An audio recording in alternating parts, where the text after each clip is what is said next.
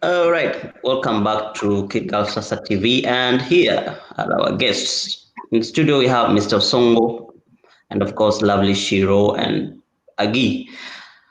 I'm not going to talk much because they know why they are here, and I'm gonna let Shiro take it away. Shiro, Yes, the floor thank is you very yours. much. Okay, thank you very much. Okay, when we talk about teaching in UAE, we also have different bodies that hold education in UAE. Like we have the Ministry of Education, that is MOE, and under the Ministry of Education, we have KHDA, which is the body that holds education in Dubai, and in Abu Dhabi, we have ADEC. KHDA is Knowledge and Human Development Authority. This is for Dubai. And then ADEC, the Department of Education and Knowledge in Abu Dhabi. We also have various states like Alain, the 7 states in UAE. They also have various bodies that hold education. And each body have its requirements. And we have the Dubai School Inspection Bureau. This is a bureau that holds inspections of schools. Under this inspection, we have different categories of school in UAE. And sometimes that's why you find it very hard for a Kenyan to be working in a school as a full teacher in some of the schools, like especially the outstanding schools or very good, sometimes even the good.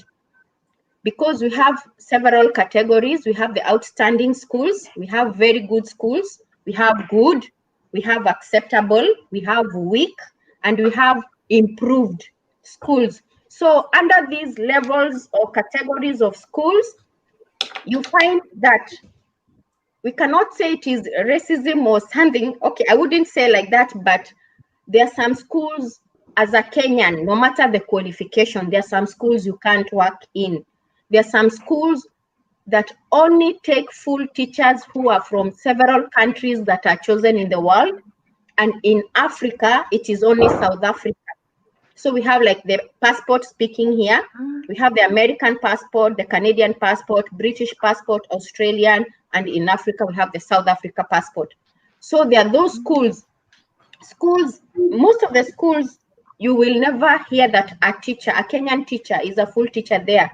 Maybe you will be working there in a department as a support teacher, maybe in a certain department, or you are a teacher assistant. We have teaching assistant, TA, and we have teacher assistant. A teacher assistant is a full teacher who helps the main teacher in a class. And we also have cover teachers. We have different kind of teachers. We have support teachers. Support teachers, these are teachers working in various departments. Like we have the inclusion department, that is for special needs students. We have the ELL, English language learner. This is very common in Dubai because English is a second language to many people in UAE. So it is a department. We have the IT department. There are people working in a school and they are working in departments. They are not teachers, but they are working in departments. So we have art department. We have various departments on various levels. And it doesn't mean that all these people, you have some of the departments in schools, there are people working, but back home, that's not what you are doing. You came here in UAE and switched to something else. And this is very easy. Once you are here and you identify where you want to switch to, you can switch. You have your qualifications. It doesn't matter which kind of degree you have. It's not a must that you have the the education, bachelor's of education degree. You can be having any degree, but still work in a school. We have different, after now, when you look at these the levels in the various levels in schools, so you find that a Kenyan teacher, you can easily find them getting jobs in other schools, most schools that like are acceptable, improved or weak. Some of them you will find some teachers working in them. So in these schools, in most of these schools, that's where you will find Kenyan teachers working in these schools. But as Shiro, good teachers, most, Shiro, may I ask you to switch off your music? okay. I don't know if it's coming from your side. As she does that, Mr. Elvis, please introduce yourself. Welcome to this live session, please. Okay. All right. In the UAE, it's almost evening here. Good afternoon. Good afternoon. Good Yeah, afternoon. I'm called Elvis Mimba Unisa. I teach science, middle and high school biology. American curriculum, but I was trained in the British curriculum because I'm from Cameroon. But yeah, I teach the American curriculum. Now I'm in my second school. I was first in Fujairah. Now I'm in Abu Dhabi, elite private school. Okay. May I give this opportunity to Miss Agit to also say something? Okay, thank you so much, Habs, for this opportunity, for bringing us live to talk about professional jobs in UAE. I know so many people believe that it's difficult to get jobs, professional jobs in UAE. I was part of them because I came here and I was kind of frustrated, but I didn't give up with what I wanted. I struggled hard to fight for it, and here I am live talking about it. I'm so proud of that, and I thank God for this smile. I am a teacher by profession. I have done bachelor degree of science and math, and when I came here, I didn't hesitate to continue with studies. I did my Cash 3 here diploma in UK. Right now, I'm working with ADNOC as a curriculum coordinator.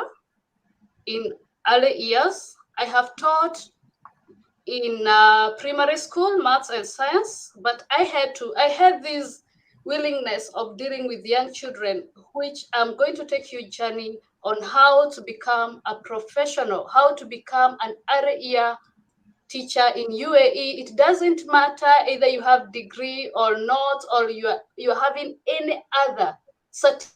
There is always a place to start, which I'm going to share with you and take you the journey. If you listen to me, if you're here and you have any interest of becoming a teacher or any other nurses, also they stand a very good opportunity to work in schools. If you're not, if you're house help or house managers, you also stand an opportunity to get into nurseries. This is where you be having a place to start to become a professional. It doesn't matter which job you came with in UAE. That was just a bridge to bring you in. That was just a bridge. I was supposed to become a cleaner. I'm not ashamed to say that. I remember, I'm sorry to say this, but I remember I was called 1,000 because I was desperate looking for a teaching job. It was really difficult for me to get a teaching job because I came in the bad month. I didn't have someone to tell me you're.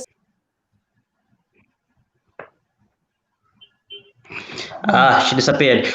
Before I get back to Shiro, Mr. Elvis, Yes, sir. how did you find your teaching job in UAE? For me, how do I put it? It wasn't difficult for me. God first. Then secondly, I had enough information. I think where we fail is many people before leaving home, they don't even try to connect with us here to know what it takes to do whatever they want to do here. And some of us also, one of my friends said something the other day because it's been a very difficult thing as I've been growing up. There's been this question I've been trying to answer. Why is it difficult for Africans to succeed? Then he said, most often you are praying against your own brother who are praying that you should fail in what you're struggling to succeed. We have people who are out here who have information and they don't want to give you the information. They want you to pay first before you can have access to that information. It becomes really difficult, really, really difficult. Like I remember before I wanted to come here, when I asked about teaching, somebody discouraged me. So I went on the website, and out of a sudden, I saw one guy on Facebook. He posted and said he's a teacher here. So I contacted him, Roland, got information from him. And when I came here, he helped me get a CV. We worked on the CV, and I applied. The first place where I applied, I was called and they said they were going to pay me 3,000. It sounded good, but they said no housing, this and that. I said, where I come from, I can equally go back there. So I wasn't desperate. I needed to be here. I needed a job, but I wasn't showing desperation. And so after that, I got the second offer. It was around 5,000. I still didn't accept it until I got the one in Fujairah. When I got the one in Fujairah, I was happy because actually there was an interview. In the other jobs, they were just like, come and start tomorrow. No interview, nothing. Just send your documents, and then tomorrow you can come and start teaching. No orientation, nothing. And so what will bridge the gap for our brothers in Africa, our sisters in Africa, is those of us who are here, we should be open with information. That's what I do. Your Kenyan sisters that I was teaching with in Fujairah, they will tell you, when it comes to technology, that I'm a little bit advanced in it. When it comes to doing PowerPoint, helping them to adapt to the teaching style because it's more technology involved. I wasn't playing with that. I did my best to give them whatever I had, and they settled in so well. I think in my school there was a time there were close to about 14 Kenyans in that school. And I don't look that you are from Kenya or you are from Cameroon, you are from Nigeria. I don't have that kind of mindset. If you are from Africa, I know that I came here before you, so I can prepare the place for you. If we are just good enough with information, like seeing what you people are doing now, I feel so happy. A lot of them are lost. The CVs are so archaic. The CV you came with from Kenya or from Cameroon is not the standard that they use here. This is something we need to be very clear about. Some of them leave Africa and come here that they want to do nanny with a degree that they can actually teach here with, but because they don't have information, when they come here, like I was talking with one, and she said she worked here as a cleaner for 1 full year until it was when her back was paining. Somebody said she can contact this lady, the lady can help her. This girl is having a master's degree. She's from Cameroon and she was doing cleaning here, and now she's teaching. I was so happy to finally meet her. And she's not only teaching, ADEC is even giving her work to do, like designing curriculum for British schools. Yeah. But that's somebody who was doing cleaning because she wasn't exposed to information. I think if we get to the level where we can actually expose our brothers and sisters to information, it will be good. Thank you so much. Sorry if I took so much time. No, Mr. Elvis. Shiro, you want something? Okay, there is something that I want to put here, and this is where most of us Kenyans, we really emphasize on working in schools in Dubai. We have 7 Emirates, but let me tell you, in Dubai with KHDA, the rules and the set standards are very high, especially for Africans. And this is whereby you hear several countries, they have those from several passports that are working as full teachers in Dubai, not in other Emirates. So getting a teaching job in Dubai is very hard as a subject teacher, as a homeroom teacher. It's very hard in Dubai, but in other Emirates, it's very easy. Like you have heard our brother from Cameroon, he's a chemistry teacher. He has worked as a chemistry teacher in Fujairah and in Abu Dhabi. But here in Dubai, like when I was in American curriculum school, it was an American curriculum school. In my school, no African would be taken as a full teacher except the South African. Only the South Africans in Africa. And this is major in Dubai. Those people who are working in other Emirates, in Alain, Ajman, Fujairah, or Al Quwain, Ras Al Khaimah, or Abu Dhabi, it's very fine. The set standard there, it's not like the one for KHDA in Dubai. And this is why many people miss it up, because you come and you want to work in Dubai, you don't want to go in other Emirates. whereby Yeah. you will easily get that job as a homeroom teacher, as a subject teacher, as a head of department, as a coordinator. You can get most of those positions in other Emirates. But in Dubai, the KHDA has its own rules. Not only the KH, even the Dubai School Inspection Bureau, when they are coming to inspect the schools, they have certain set rules for schools in Dubai, whereby you can find a very fine, good teacher, African teacher. He's teaching better than even those people with those major passports, but he will never be a full classroom or homeroom teacher. He will never be a department head. In most of the American curriculum, British and IB, maybe you can find as a full teacher in Dubai, most cases you can find, like you can be teaching, you can be a subject teacher or homeroom teacher in the Indian schools, these schools whereby maybe they are acceptable, they are weak or improved, but in outstanding schools, very good and good, in most cases you never ever find people without those specific passports stated in the KHDA and in the Dubai, the Dubai School Inspection Bureau. Those ones are specific. And then now, when you come to work in a school, we have various departments in a school, not only as a homeroom teacher, not only as a department or a subject teacher. We have teaching assistant. This is a TA, and their role is to help in the classroom. And we also have the teacher assistant, who is, in the absence of the main homeroom teacher or the subject teacher, they can take over. And sometimes we also have the cover teacher. Maybe someone is on a maternity or what, we have the cover teacher. And we also have various departments.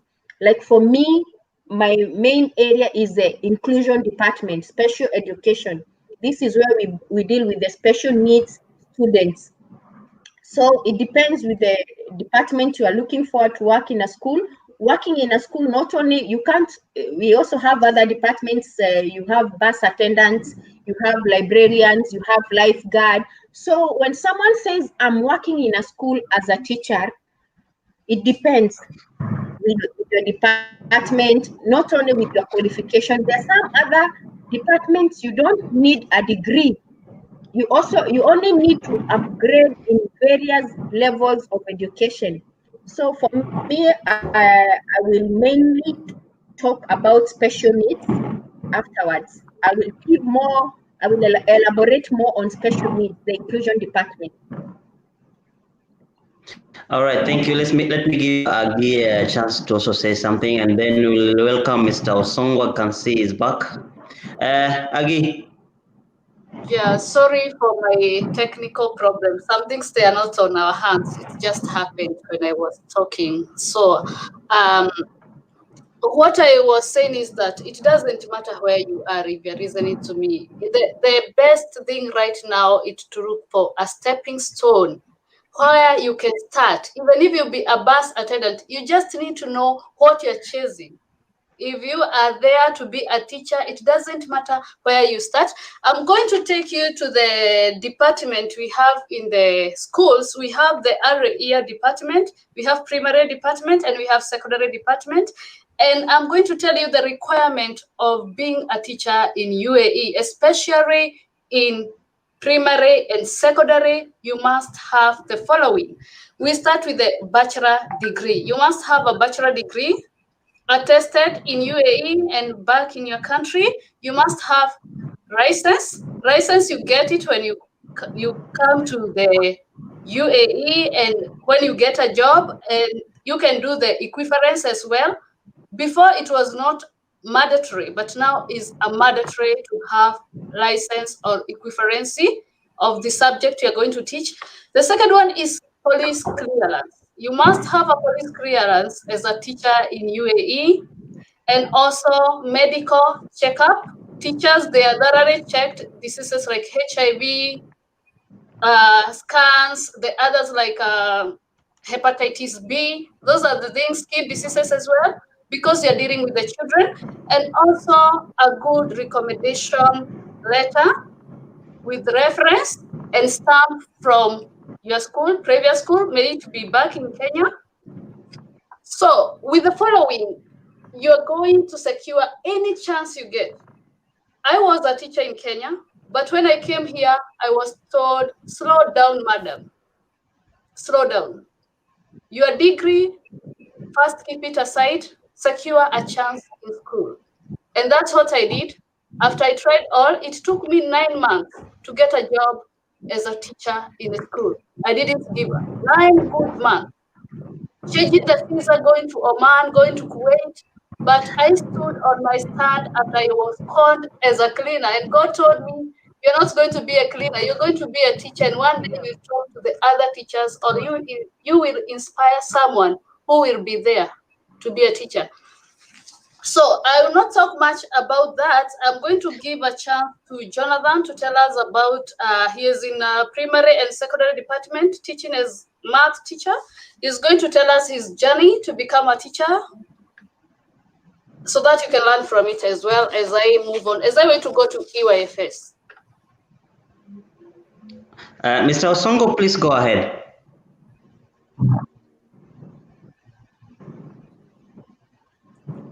Mr. Osongo. You can hear me.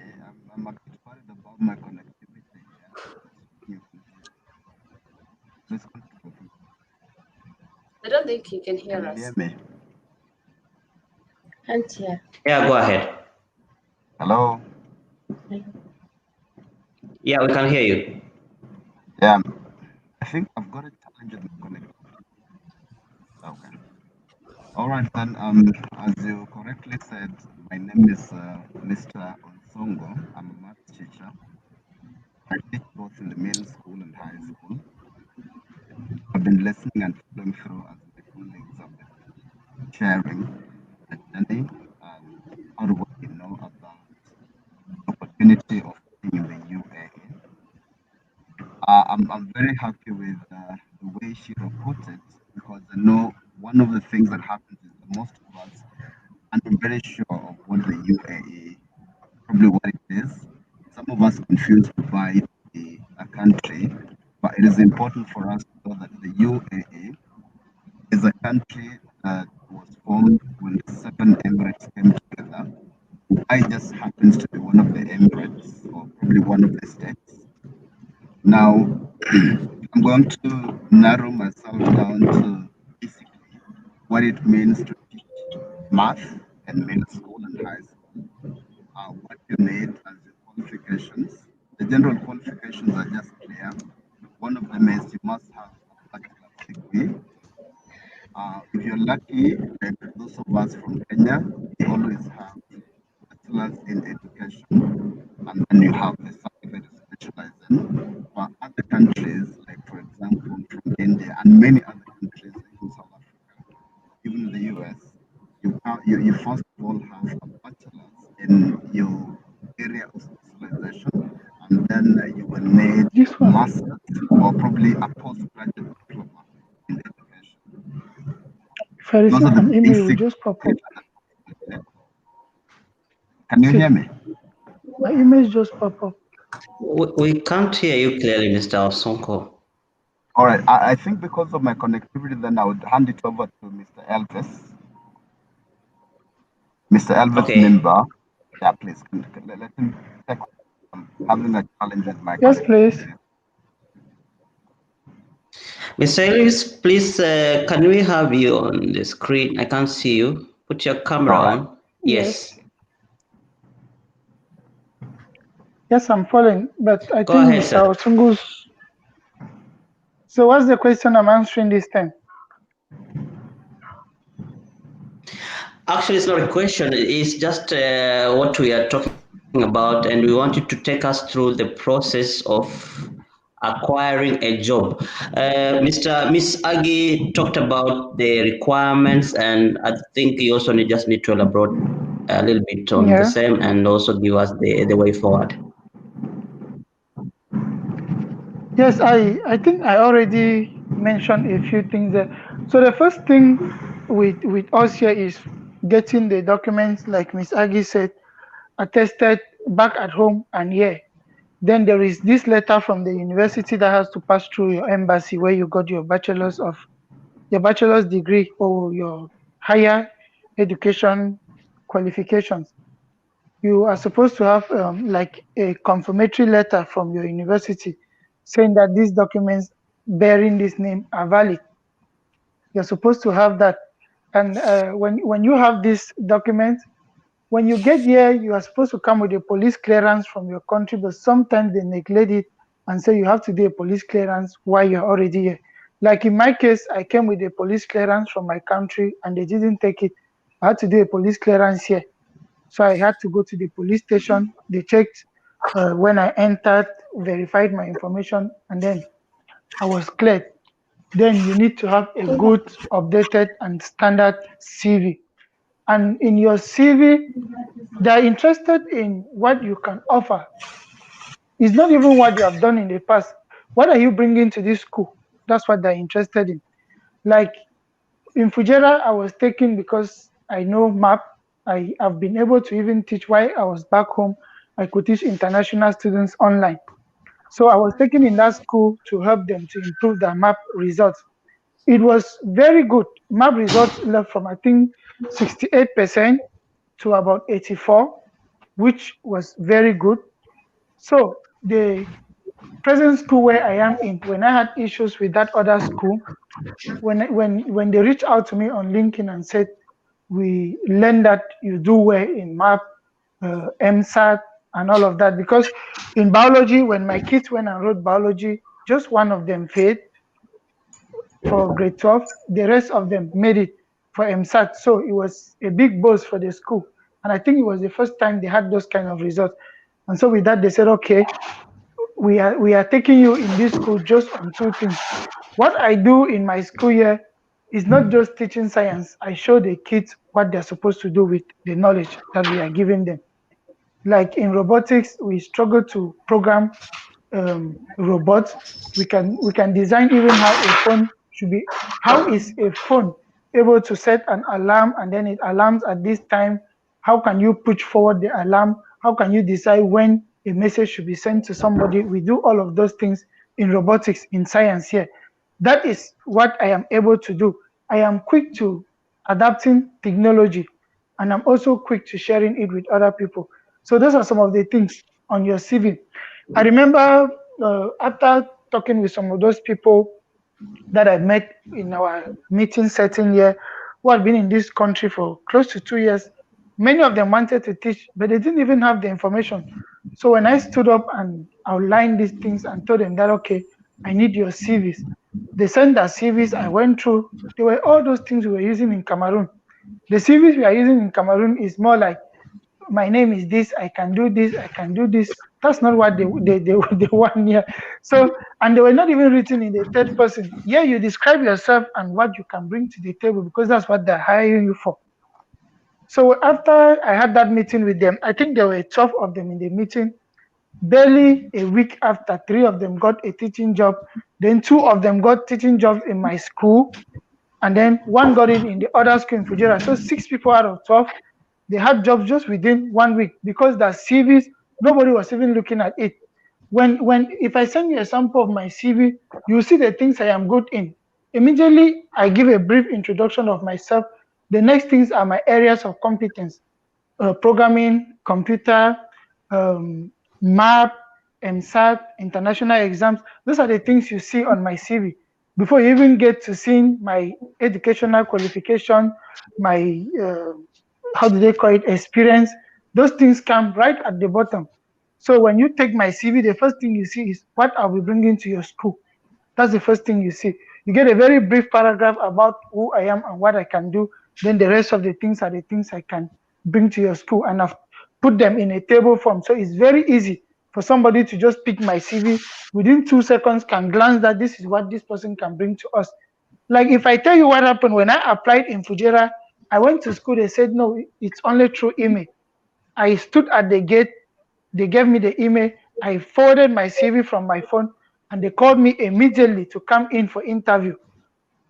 And so when I went, I had the interview, and then 2 weeks after, I went and started working. So that's just basically it. The CV is your representation. So you should have a good CV, something that really outlines the skills that you can bring that are advantageous to this job or this position you want to take. Shiro, Yes. Okay. say. Okay. Let me put it clear for everyone on this. When we talk about teaching in Dubai, let's not put Dubai like other Emirates, because as I said, we have 7 Emirates, and each Emirate have its education body. And for us here in Dubai, the KHDA, the body with its rules and everything is totally different.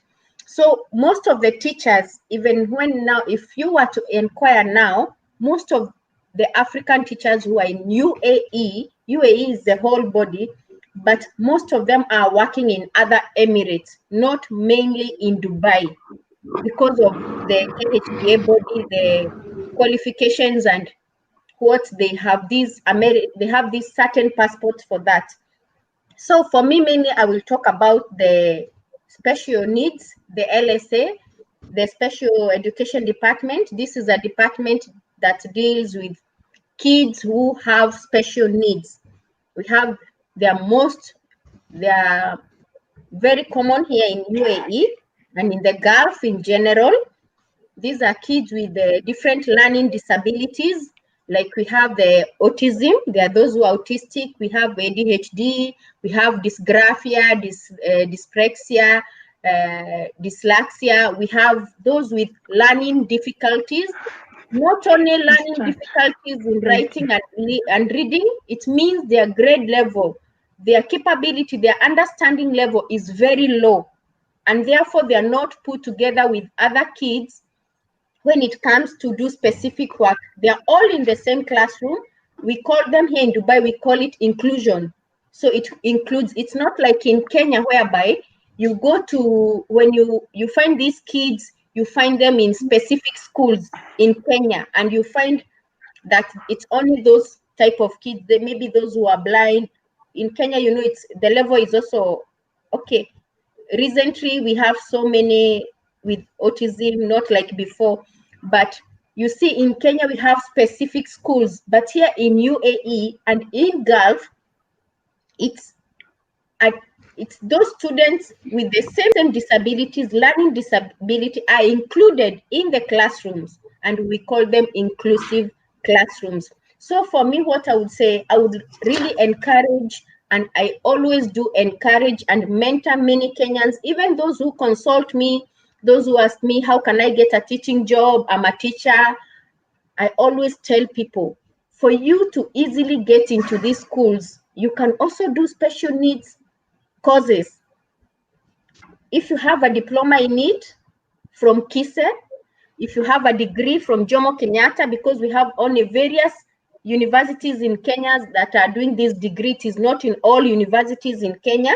So if you have this degree, I always tell someone you can easily get into a school. You can get into a school as a support teacher in the special education department.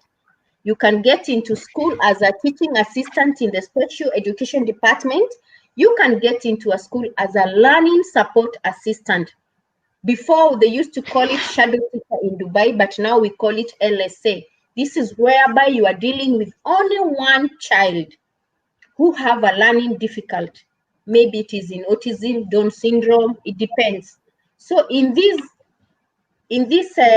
department, it means when you are an LSA, you can work under a school. It means a school is paying you and they will get you a visa. You can also be an LSA with your own visa. You can work under a husband visa, a freelance visa. You can work under any visa. And also in this learning support, you can also work with a parent visa. A parent visa means a parent have taken you to deal with their child, and therefore they can cater everything for you as an LSA. So they will get you the visa. They will tell you the child is in this school. Maybe you can be a full-time. There are those who work at home. There are those who only you are strictly with the parent. with the kid, but only in school. So all this depends. It depends. And anyone, I would say anyone interested in working as an LSA in UAE, feel free, get in touch with me. I'll give you free courses with free online courses with certificates that you can do. They will get you will get introduced to the special education. You will learn about specific or several learning difficulties, and after that you can get into a school in a very easy way. So it will be very easy for you to join in a school. Yeah. Agi, Yes. take your time. Say something. Thank you. I was listening to Shiro and Elvis, and I want to say what they have said. I hope Kenyans, they are taking notes, because they're saying very, very important message that you need to know if you're preparing yourself to go to school. Shiro said something we call inclusion. That is a must. UAE education is not a Kenyan system. The way you see Kenya have different special class and all this, as a teacher, you must be ready to work with special needs children in your class, but they will have a running support. You will cooperate. You have to work as a team. You have to be ready. Attitude is not allowed in school. You have to be ready to cooperate with other teachers and work together to support that child. What Alvis said something very important. If you are there and you're a teacher and you feel you can't fit, you can't fit. It's all about creativity. Here, schools need your creativity. It doesn't matter how many degrees you have, either you have PhD, okay, PhD, it doesn't matter. What matters a lot is what you have and what you can help the children to get better. Right now, life is getting to technology. You must be very, very expertise with the technology. Okay, now I'm going to talk about the EYFS. This is very, very important for those who want to start this course. I encourage everyone to start with this journey.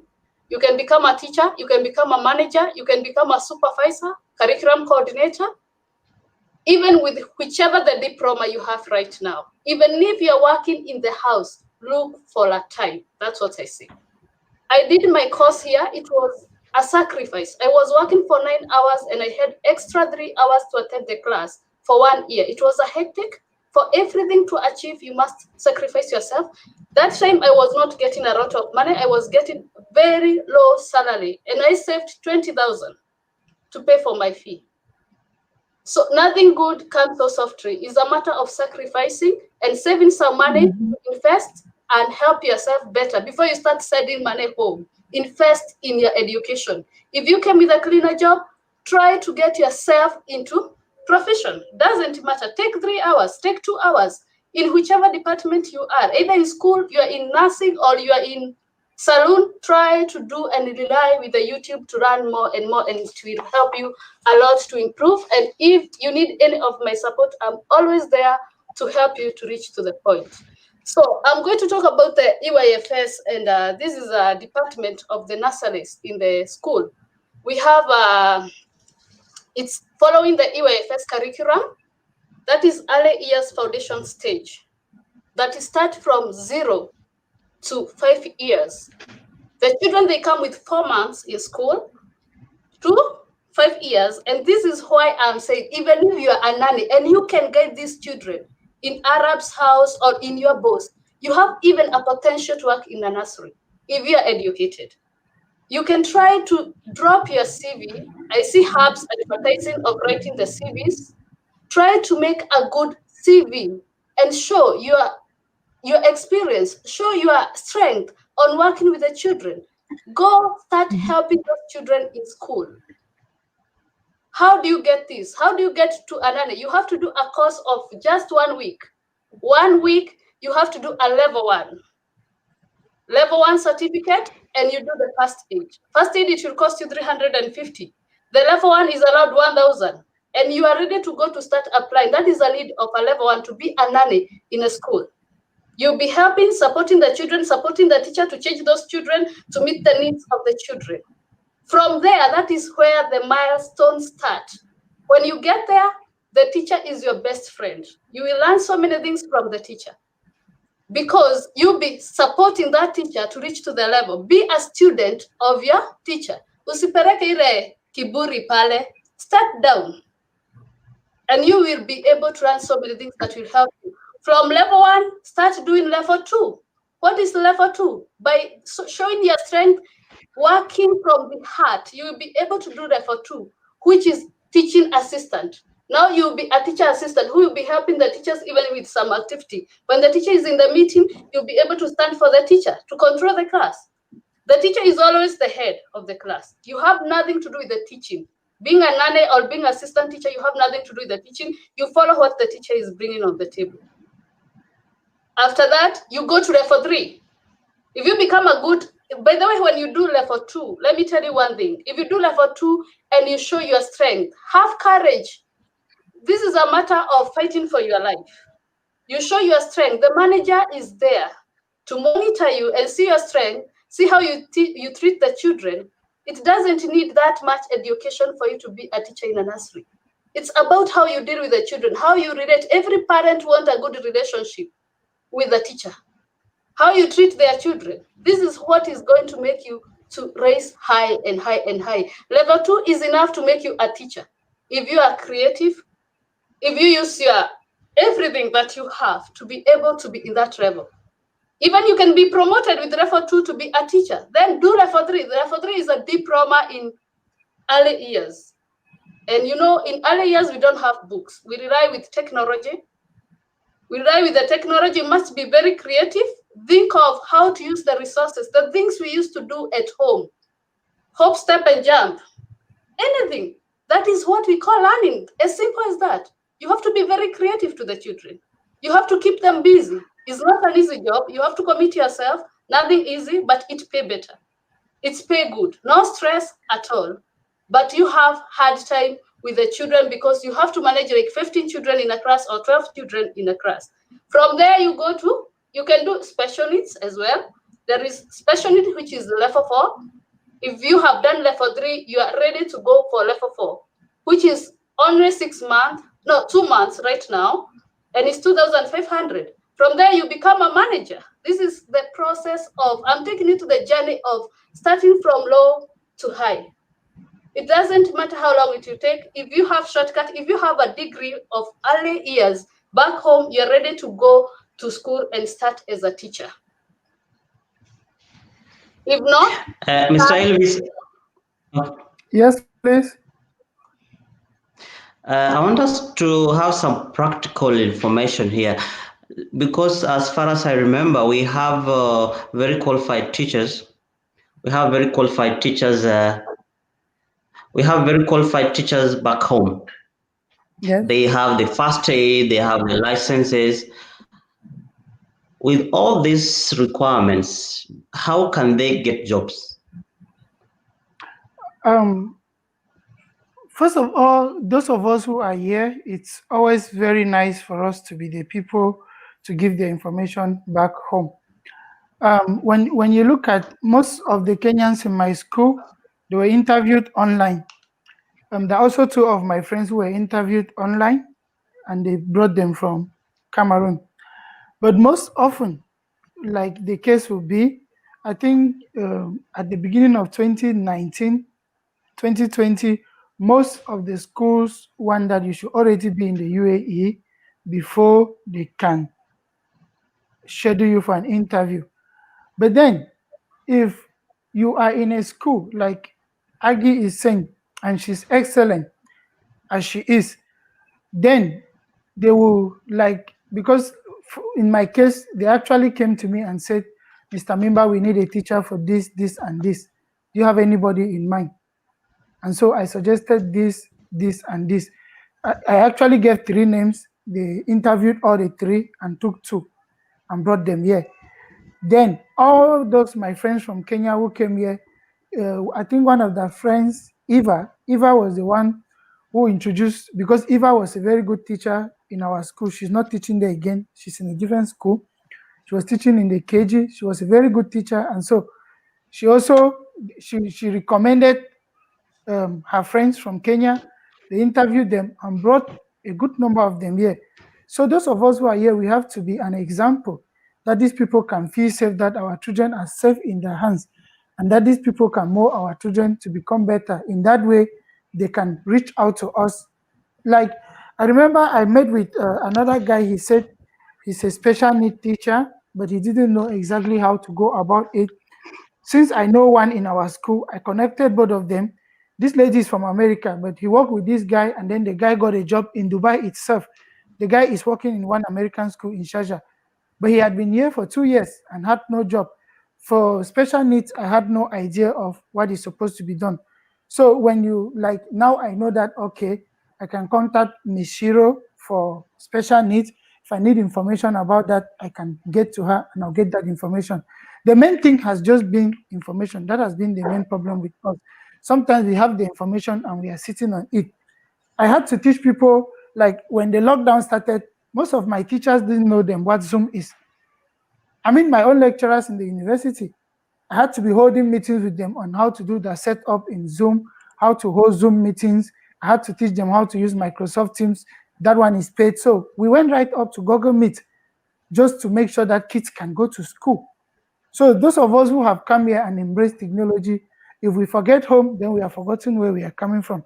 These are some of the things that I think that are very practical. In the 21st century, you'll be a serious disaster if you don't know how to prepare a PowerPoint, you don't know how to operate Microsoft, you don't know how to work on Zoom, Teams, and all of this. I mean, in the 21st century, look at what kids here at 8 and 6 years, they prepare a PowerPoint that when they present it to you, you open your mouth and you're like, okay, in Africa, you're 17, and all you know how to do is maybe go and play bet games, like what people, that's the thing we need to do.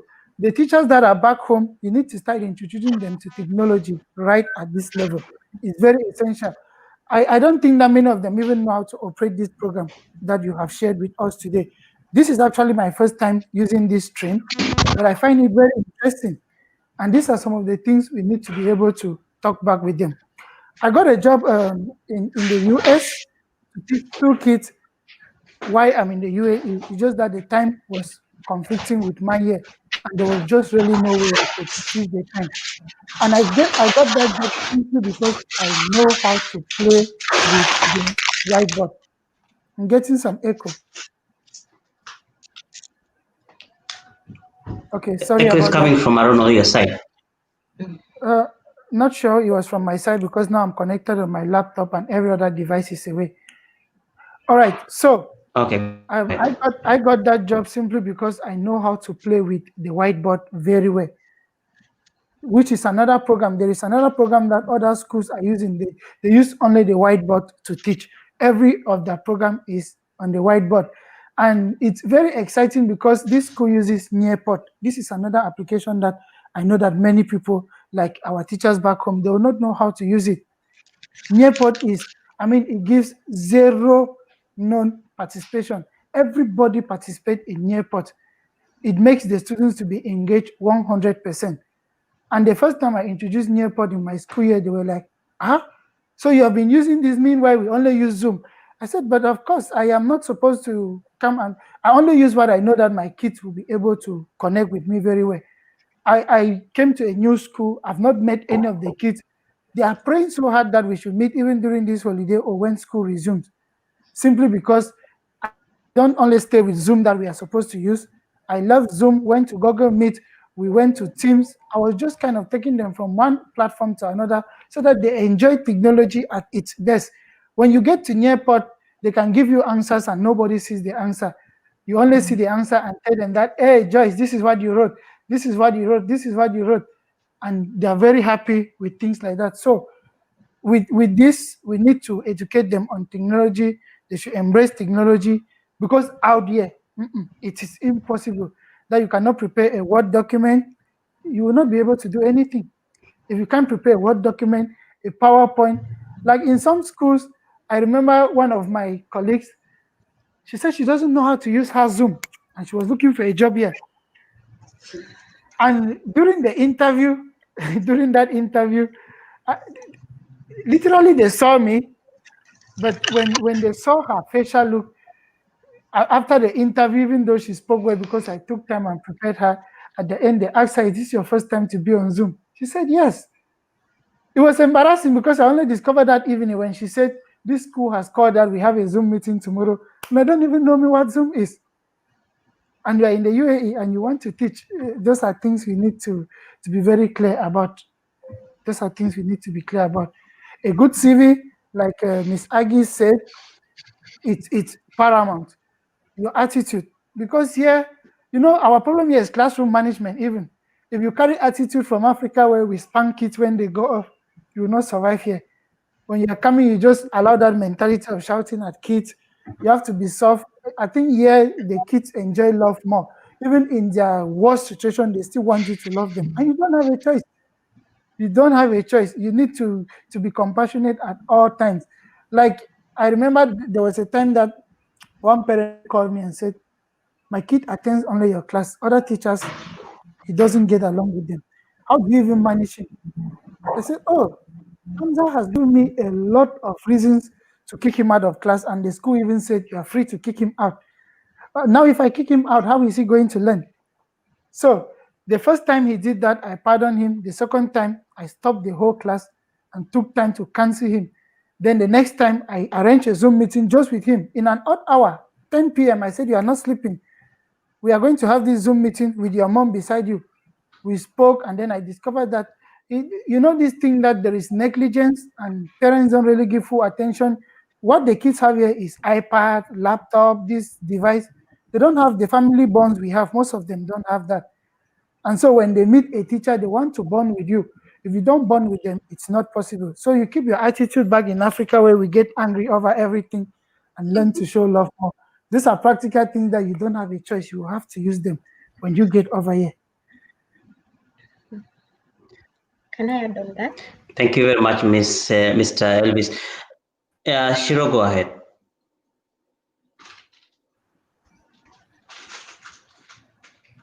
Michiro, we are listening to you. Can I add on that? I would.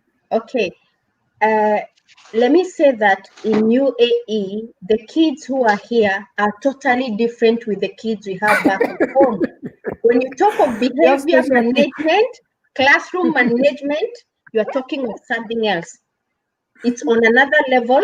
And in UAE, you cannot pinpoint a child. You cannot. The kind of punishment we use here is totally different, because maybe sometimes even it is not like a punishment. Sometimes you will tell a kid you will not go out for your break until you finish your work. Yeah. Or maybe you will give them the golden points, you will give them rewards and what. This is the way we work here. You don't work like the way we work back home.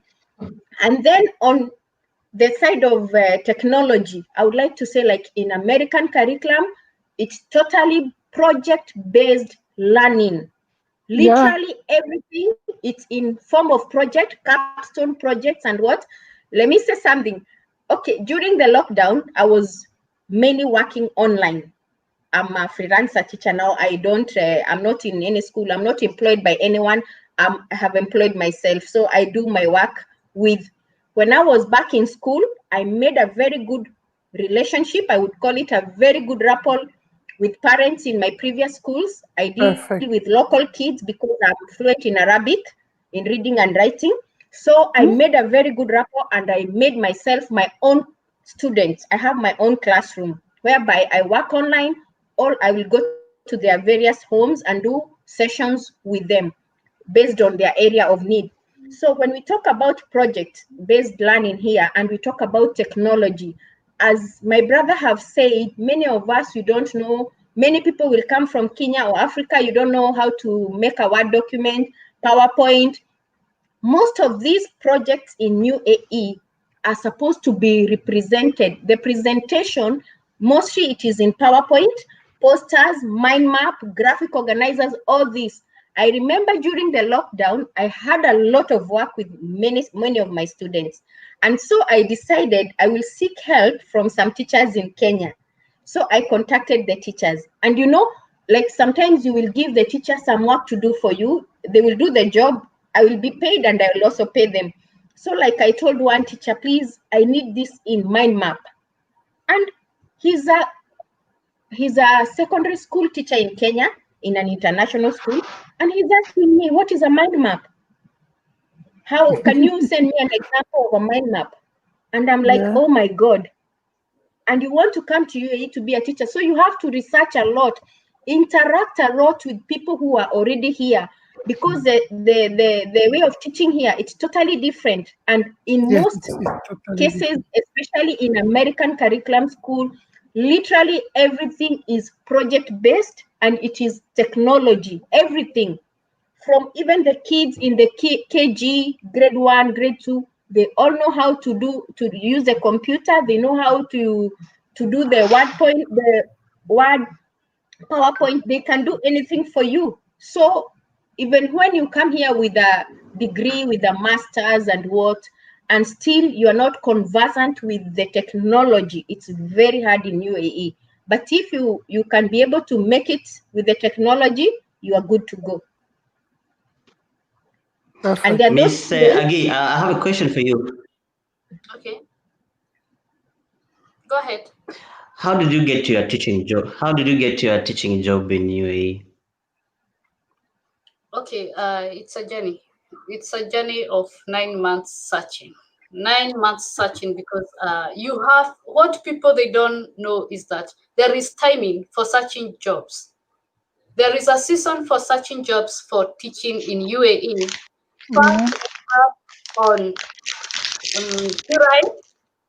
July, June, you can start applying for the job because there is teachers, schools there. It goes with the season, in short. We have summer camp, we have winter, and we have summer, we have winter, and we have spring break. spring break. So during those breaks, there is always open opportunities for teaching. But the most is the July academic year when we are open. Like right now, this because of coronavirus, this is the best time. I can say this is the best time because we were supposed to open on September, but there was a delay because of the outbreak. But now there is a lot of hiring right now.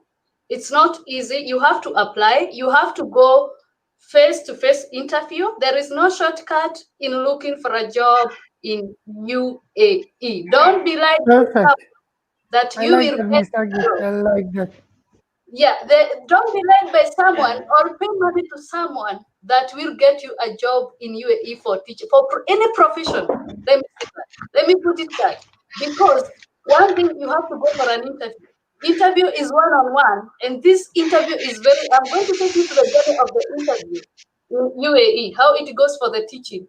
There is physical appearance. That doesn't need your agent or whoever. That is you. Your Yeah. physical appearance, it's you. You have to make yourself look smart. In UAE, we are put back because sometimes how Africans will represent ourselves is not good. Make your hair look neat. Okay, Gumu. I accept is Gumu, even mine. But I want the way that this is a different style from theirs. What they can't do. Try to look presentable. Wear ataoba koti wende nayo and smile. You know, you need that kind of braveness. You need to accept yourself and just say, nobody is like me. That's what I said. I went to so many schools. I was told, sorry, we are looking for a British teacher. We are looking for this, but I didn't give up, no matter what. It didn't even make me think twice that I can't do it. I was ready to show them I can do it. Believe in yourself, have that courage to face it.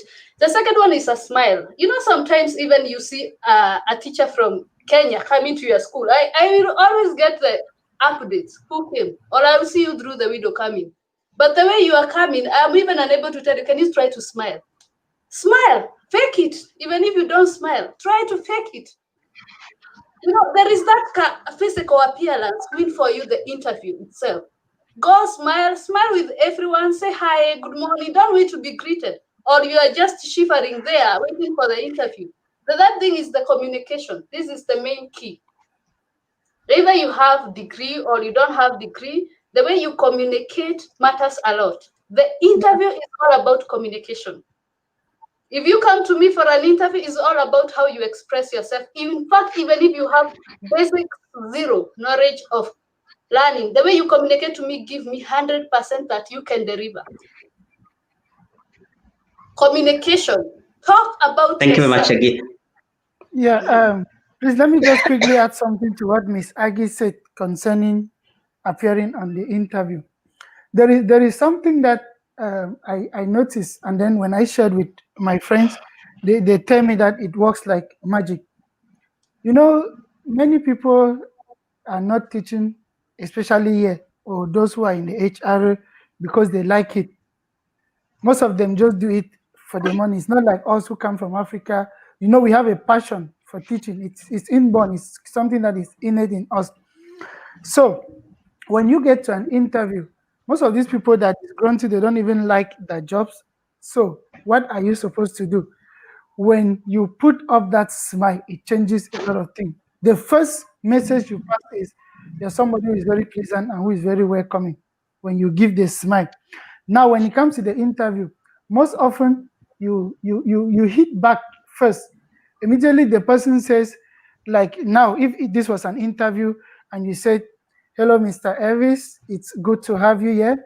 How are you?" And I will say, "Fine." And if it is on Monday, because I always choose my interview to either be on a Sunday or on a Thursday. How are you thinking of starting the week? I want to distract you even before you come back to the interview. So while you are struggling to organize yourself to bomb me with questions, I have already given you work also. So like the one year, it took that lady like 15 minutes to talk to me about the things she had for the weekend before starting the interview. Because when she said, "How are you?" I said, "Fine." So what do you expect from this interview? I greeted her and said, what is she looking forward for her weekend?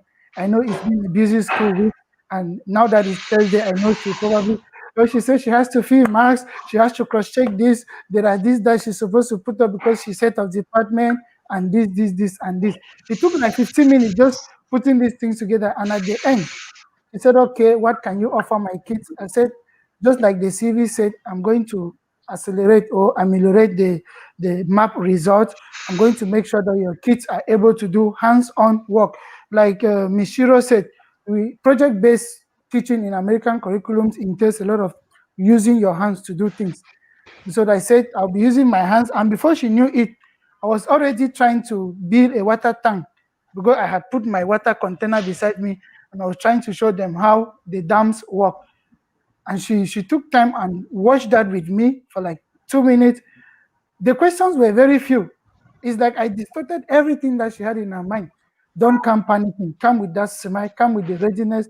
Dress well. Look beautiful. I mean, us from Africa, we are just naturally beautiful. We don't need makeup to even.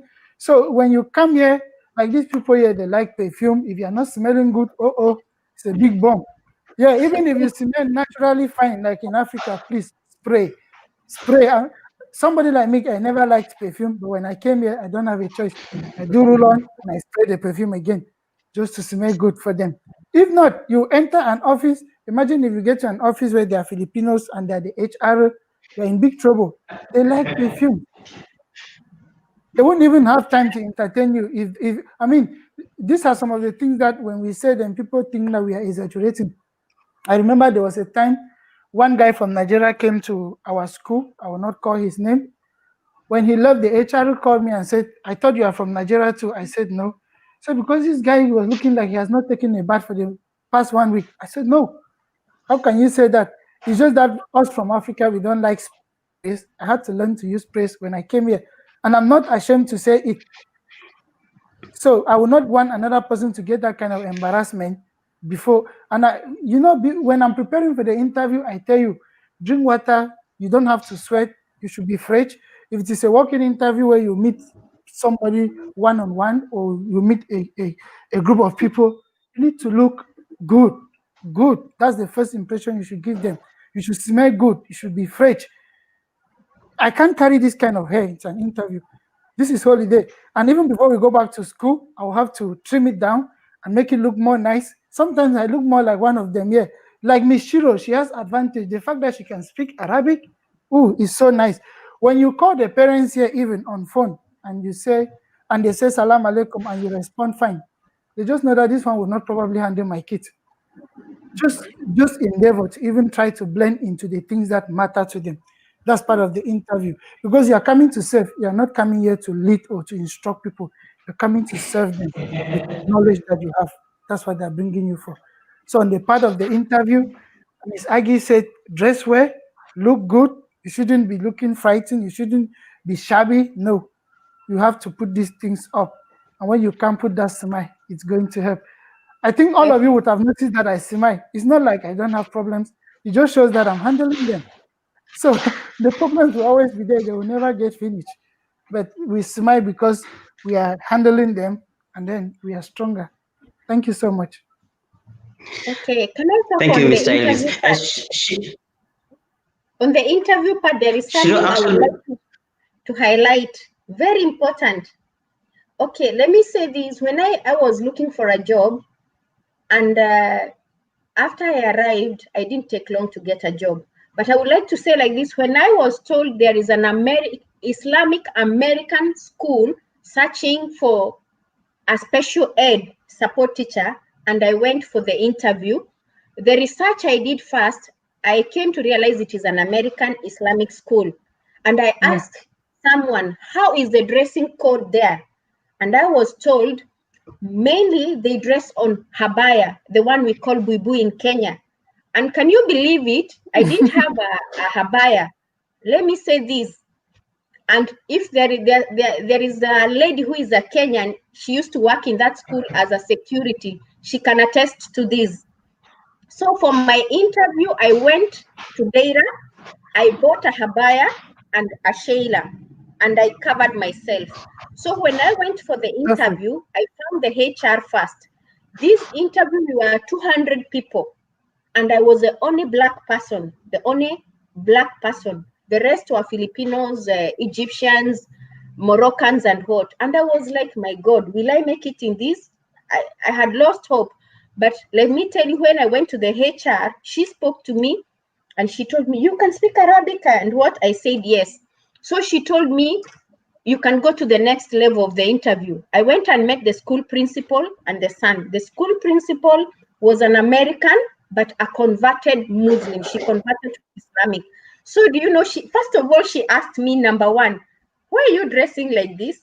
I told her I prefer dressing like this because I have been dressing like that before in some other countries, in my previous schools and what. And she was really happy. And then she told me, since you can speak Arabic, can you tell us a little bit about this and that in Arabic? And I was able to say that. And you know what she told me? What yesterday? She told me, can you tomorrow? My dressing, it really made them feel, the way I presented myself among all the people, I'm the only person who was told to report tomorrow. So I think the presentation matters a lot. Also, do a research. I'm going for an interview in a certain school. What kind of a curriculum is it? Is it Islamic American? Is it British? Is it IB Canadian? Get to know their dressing code and their rule, because even there are some schools here, you have to make sure you don't go with the sleeveless. You have to dress properly, covering your neck and covering your hands, and also the dress or the trouser, there is a level it should reach. Not only in the American Islamic school, like my sister is in one of the James schools, and they also have a dressing code. It's not American, it's not Islamic, but they also have a certain dressing code. There is a place where your dress is supposed to reach. So dressing code really matters a lot, and your presentation matters a lot. And also remember, when we are talking about Dubai, we have the IELTS exam, very important. Put IELTS exam on the qualifications of a teacher. That is number one, 7.5 IELTS qualification. Thank you very much, Shiro. Ms. Agi, what will you tell someone who is working as a house manager and maybe has a teaching experience and they are interested to join the teaching career? What message do you have for them? And how can they go about to get the job? Okay, for the house managers, I believe they stand best because they have experience with Arabs. You know, here, this is an Arab country, and we follow their rules. We like it or we don't like it, we follow their rules. And this is what every nursery is trying to compete. Even if it's a British nursery or wherever they come from, they follow the rules of Arab and what they are doing, because most of the Arabs, they take their children in this big school. If you are a nanny and you are working in any family, try to use those skills. What you do, take that opportunity as a learning opportunity. Stop arguing so much. Learn how they want their things to do. I can tell you, being a teacher in EYFS, I'm like a nanny. No difference. The difference is that I get good money. That is the difference. And I don't vision of a parent, but at the same time, parents, even in the school, they are always right. They are always right because they're handling you, the child. They need you to take a child of 4 years, of 4 months. You are the parent of the parent have gone to work. That child know you for 9 good hours. You'll be with that child. The same job you're doing in the house is the same job we do in the nurseries. So what I can tell you is that try to build a good relationship with that parent. Try to tell, even be a sweet talker to your boss. Do what she wants. Try to tell, you want to take good care of your child. I would love to do this course. I would love to do a course so that I can help your child better. There is a course of to be a nanny in a school. That is the first grade you can start with. It will take you 1 week.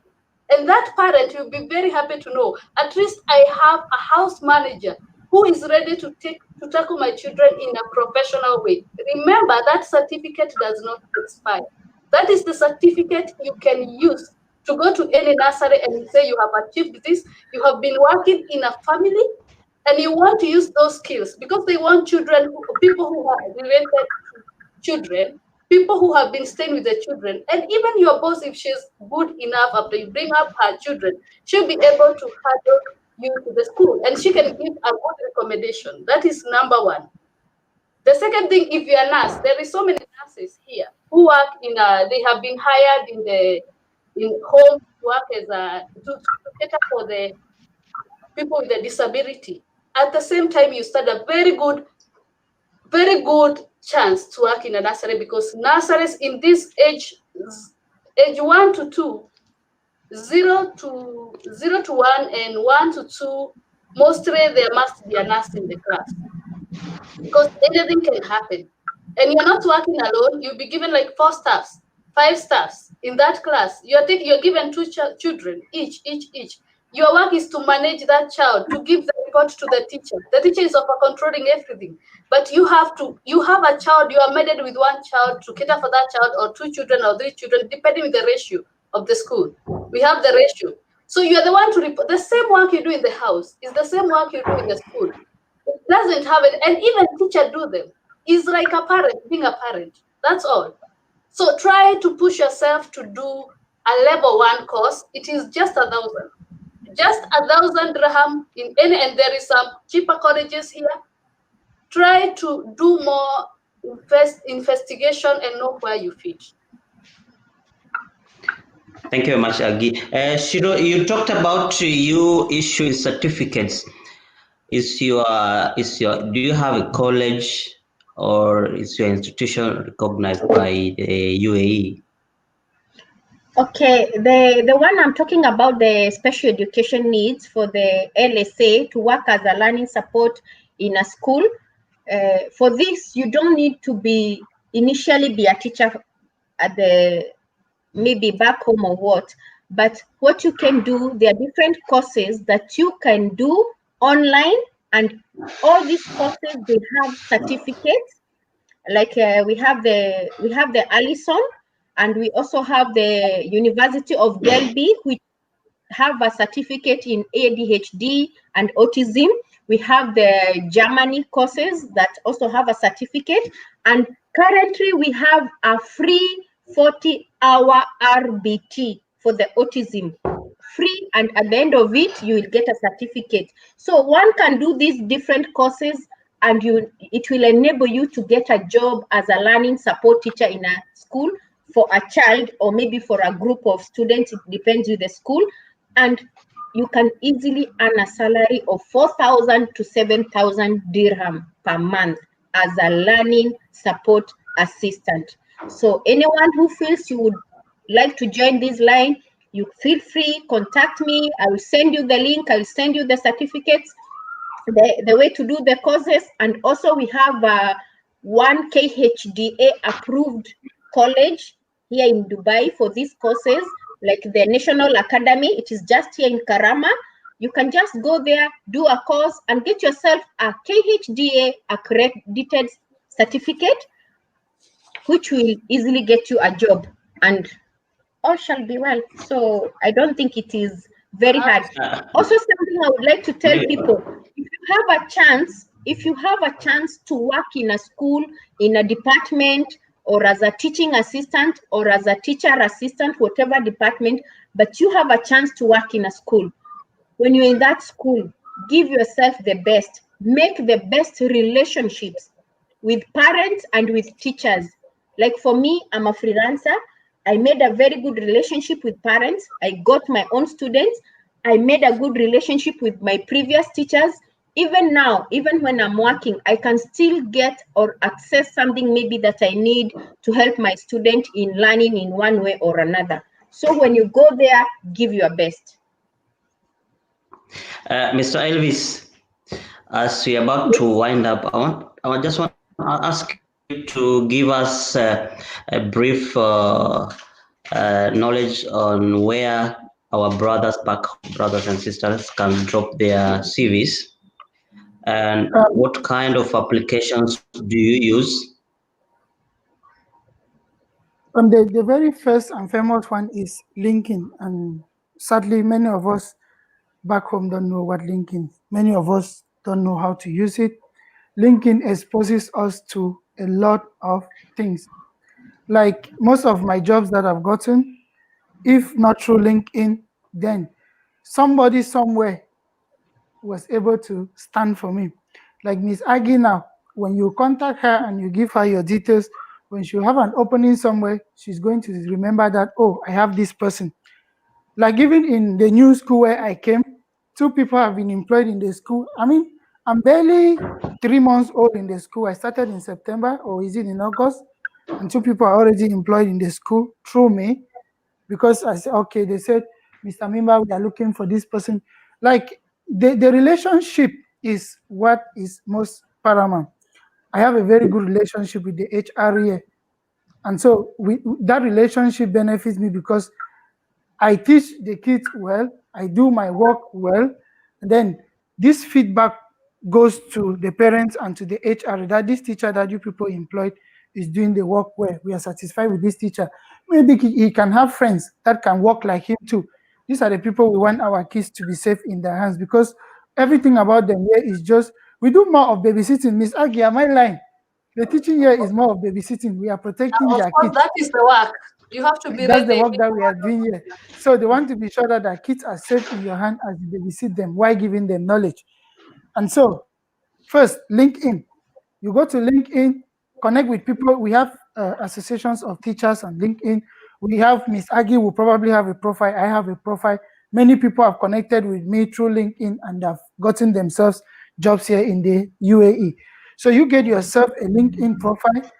I normally take time and drill you through how to build your LinkedIn profile, how to put your updated CV, put out all the things that sometimes if you Google that we need a biology teacher, among 50 in the UAE here, you see that my name will appear. Because many people have referred me here and there that this person teaches science well, or this person does this well. And so like Ms. Shiro now, if we are looking for special need teachers, we are very sure that if we connect with her, she can have opening. If she worked well with a family and another family has that same issue, and they're like, who has been helping your child? They'll say, it is this lady. And if she's not able to, they'll say, okay, can you propose somebody? There was a woman who asked me to help her get a nanny. Imagine me, a teacher, just because the son complained that the way my teacher is the way my teacher takes care of me. I know that my teacher can get a good nanny. It was the son in grade 5 who told the mother. And then the mother calls me that, can you get a good sister from Africa to come and take care of your friend? Yeah. I mean, these are some of the things that we need to be very open with. So when you are there, you are one of those persons that they can contact. You can send your CV to me. I would like to review it. I have a lot of HR emails that I can also give to you. And then most often, there are some associations I registered with that they will tell me that this job is available. Sometimes they even pick their phone and call. We need a math teacher in this school. Do you know somebody who can teach math? And then I'll begin to now look through my phone. Who has given me a CV that is pertaining to math? So it's all about connection outside here. Maybe back home we don't connect, but outside here, you won't survive without those connections. You won't. The connections we are talking about are those relationships you build with people, parents, students, and the community as a whole. So they can go to LinkedIn, they can search us on LinkedIn. Even on Facebook, when you contact me on Facebook that you're looking for a job, I want to know what you can offer, not just a job. Because we have teachers who come here because of no information, they want to do security when they can actually teach. So LinkedIn first, then this connection that we are having. I have a bunch of emails for HRs that I can give you. You're connecting directly with the HR. Sometimes I just give you the WhatsApp number even. That right, this person say that Elvis recommended you, forward your CV to the person, and that's how it goes. Also on that, we Mr. have so Elvis. many teachers Yeah. groups. We have a lot of teachers group on Facebook, and most of these groups you can easily get a job. They can just post a job and you get a job. So in case anyone wants, you can ask. I have a screenshot of all the teachers groups, all the LSA groups. I can just forward them to you, and you can easily find a job there also. Yeah, forward them to me. I'll post for Kenyans. Okay. On top of that, I would like to tell those who are in UAE that you don't just rely with online. You have to drop your CV in some schools. You have to go. You have to work hard. Go to some schools. They need to see you. In fact, even you can take a CV and you be asked, "Are you ready for the interview?" This is the point. And you have to be ready, because after the interview, you must have a demonstration. Demo is you. It takes 20 minutes. This is something people, they don't know. Of what you talked, you have to go and show how you work with it. They want to see your relation with the children. Try to Google it out. Try to see more, learn more online, and have courage to face it. It's not after that, the others, it come automatically. You run from the other teachers in the school. But that is very, very important. Okay, also there is one more link that you can easily get to know which school is hiring in UAE, in Dubai especially. If you go to the Emirate Transport Company at Nurbank and the TSS, these companies, when you go there, they have a lot of information because they work with various schools in Dubai. So they have a lot of information on the various schools that are hiring. So if you go to the Emirates Transport Company, maybe looking for like a bus conductor job there, you can easily get to know the schools that are hiring in UAE, in Dubai especially. Yeah, that's true. Thank you very much, all of you. I want to give each one of you 1 minute before we wind up. I'll start with the Miss Agi. Okay, thank you so much, Habs. My last word to Kenyans is that you can make it. We made it from no basic knowledge. We didn't know anyone here to hold our hands, and we struggled hard. Right now, I can see you have people who can help you. I'm always ready for anyone. My hands are always ready for anyone who want to support children, because teaching is something come from. It's not about money here. Money come later, and you use it and it go. It must start from your heart, and then the rest follows. If you don't have a heart to deal with the children, UAE is not the best place for you to work, because this is a risky job that can lead you into jail very easily. Rights of the children here, they are not taken like any other country. It's a good job, enjoyable. You will have a lot of free time. You will have a lot of holidays to enjoy, but it needs whole package of you. Attention. That's all. Thank you so much. I hope I'll see so many people. If you are doing any course, just let me know. I'm ready to guide you to the course, help you with all what I can. I offer myself for free because I want to see many Africans working in UAE and taking this knowledge back to our community. This knowledge, we don't come here just to teach these children. We also need this to invest this in our countries. You invest this UK knowledge to our countries, open so many nurseries, open schools, and we grow big. Thank you so much. Thank you very much, Ms. Agi. Shiro? Okay, for me, I would like to tell everyone that you can make it. Anyone who is aspiring to be a special needs teacher, you are passionate, get in touch with me. I will guide you on each and everything. And as Agi has said, that this job is for the passionate. It's the kids here are totally different. They're not like back home. And whenever you come here and you get that knowledge, that different knowledge, I'm sure we are going to use it back home. Like for me, I'm aspiring to have my own center in future in Kenya, whereby I'll be dealing with special ed kids only. And I keep on adding knowledge even now, as I'm a freelancer now. I'm doing my own jobs with my own kids. I'm still reading. I'm still doing more and more courses that I find they're helping me. They're elevating me to higher levels. And I would say that learning never ends. Thank you much, Shiro. Mr. Elvis, you have your 1 minute. All right, thank you so much. I didn't get your name because I joined a bit late. Is your name Kitsa? Oh, my name is Habs. My name is Habs. Kitsasa is the name of our group. Yeah. Okay, thank you so much. It's been a rare privilege to be part of this, even though it came on a short notice. I'm very happy that I've gotten to meet my brothers and sisters again. This is a new community. I'm just going right away on Facebook to begin to search. Okay, see another one. Wanjiru says she's watching us from Alen. So we have a lot of you watching us from different parts of the UAE and back home in Kenya. Reach us out on the social media platforms. Our WhatsApp numbers will be exchanged. You can equally reach us on WhatsApp. We prepare you before you are leaving Kenya or any part of Africa or the world. Coming here, we should have given you enough information. And I do it too for free. I don't remember anybody taking money from me here. I remember they said I needed to pay 300 dirham for a CV. I said, no, I can just look at it and craft mine. And then I went to the internet, look at some of those CVs, crafted mine, and it is it that I've been evolving with and sharing with people. So those are the things we can do for you to help navigate you from wherever you are and bring you here happily. Thank you so much.